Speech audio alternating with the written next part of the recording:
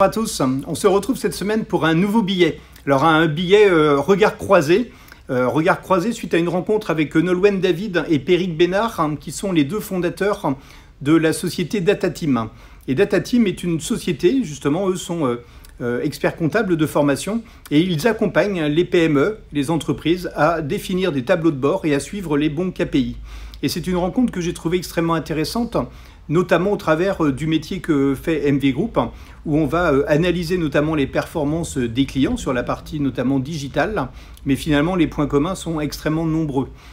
Ils sont confrontés à deux choses, à la fois des entreprises qui vont avoir des tableaux de bord beaucoup trop complets et beaucoup trop denses, ce qui va contribuer finalement à faire perdre un peu de vue les bons indicateurs et à détourner le regard.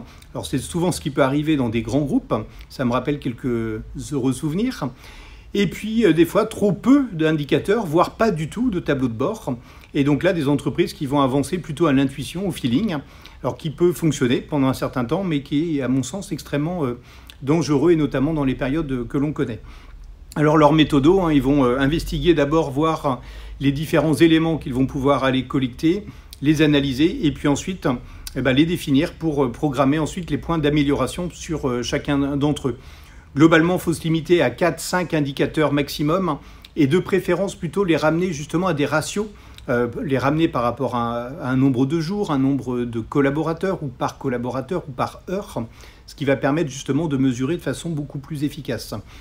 Les bénéfices qu'on va pouvoir en tirer sont nombreux. Ça va permettre de suivre d'abord l'efficacité des axes stratégiques de l'entreprise.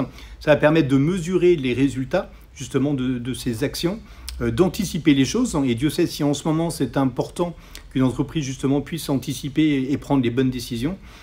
Et puis cerise sur le gâteau, ça va permettre aux dirigeants notamment de se rassurer, alors d'autant plus quand les chiffres sont bons. Mais du coup, plus il va avoir de visibilité, plus il va pouvoir être à l'aise et donc ça va lui limiter du stress. Voilà, et ce qui évite finalement d'attendre le fameux bilan annuel du comptable qui arrive au mois d'avril ou mai de l'année suivante. Et là, c'est beaucoup trop tard par rapport aux actions justement à prendre ou des mesures auxquelles l'entreprise est confrontée pour s'adapter. Voilà, écoutez, je vous invite à lire ce regard croisé. N'hésitez pas à liker, à commenter, à participer au débat, c'est ça qui m'intéresse et c'est ça qui est enrichissant. À bientôt.